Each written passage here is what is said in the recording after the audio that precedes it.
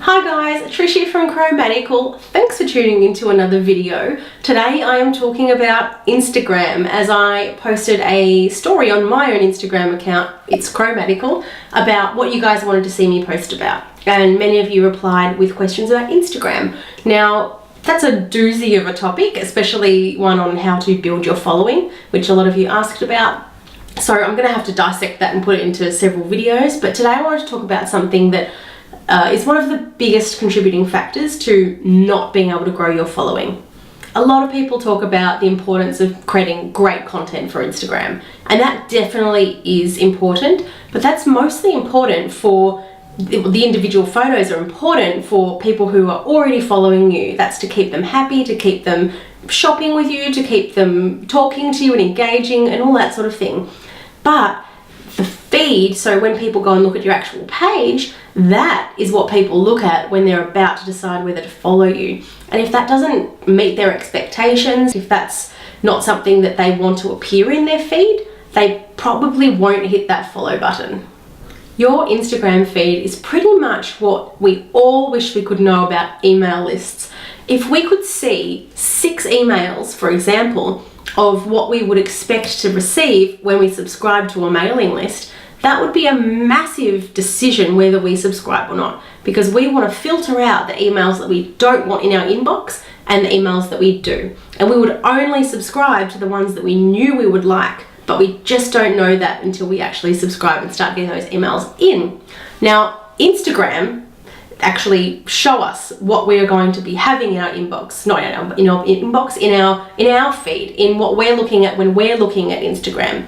So they're actually showing us what we're going to be seeing in our own feeds before we've actually clicked subscribe. And if your feed doesn't meet their expectations, if it's not exciting, if it doesn't have that punch and wow that they're expecting from you, they're just not going to subscribe. So you have to really not just consider individual photos, but how it looks on your feed when people go and look at your page.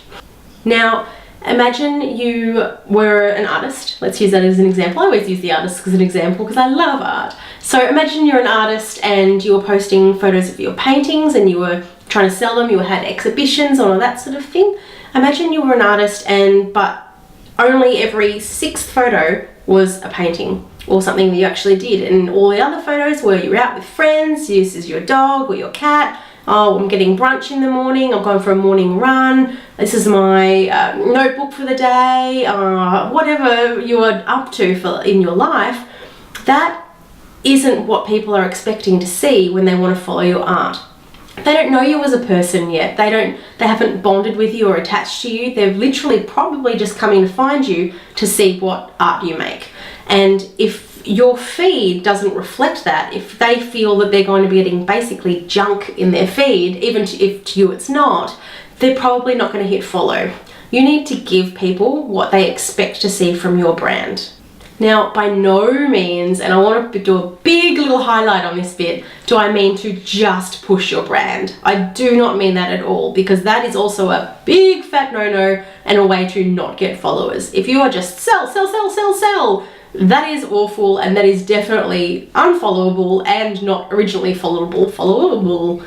So definitely you do have to mix up your stories, you have to mix up your personal life and your home life, but you have to still make it all cohesive. And there's many ways that you can do that.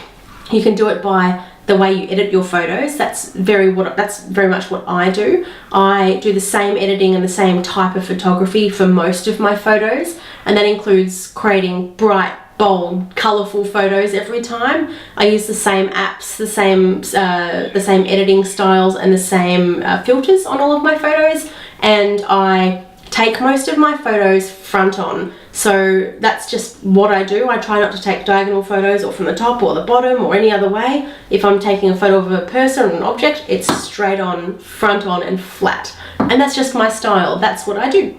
Everyone has their own unique style, but seeing that style and consistency through an Instagram feed is beautiful, and it makes people feel inspired, and it makes people want to follow you because they say, yeah, I wouldn't mind seeing that in my feed of a morning. It won't ruin it or make you go, oh, what is this person's cat that I've never heard of before? So that's why it's really important to make sure your feed is really cohesive and really good. There's some people who do this amazingly on Instagram. There's people who make sure that they have the color orange in every single photo that they do. I'll put the link below. It's a really great feed. There's just a little pop. They edit it all the same. They do all different outings and adventures, but there's that cohesion of having something orange in every single photo, and it's really cool.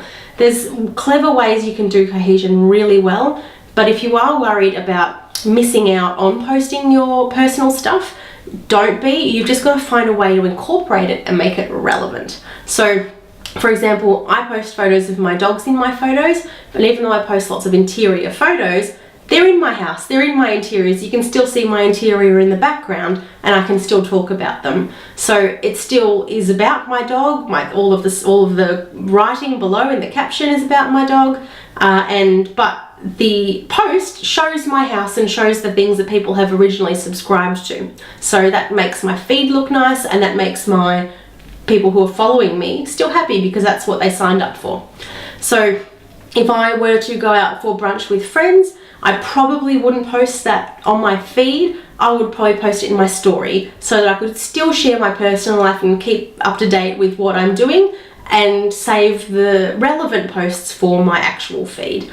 So there's many ways that you can still post about your life. Just make sure it's relevant. And if you are worried about adding, or if you do really want to add a post that isn't relevant, just edit it the same and you'll get away with it. I do it plenty of times, but just not all the time. There's enough in my feed before and after it and after again to make it still feel cohesive, to make it still feel like it's me, and to give my brand to give followers the trust that I am still me and I'm still posting what I do.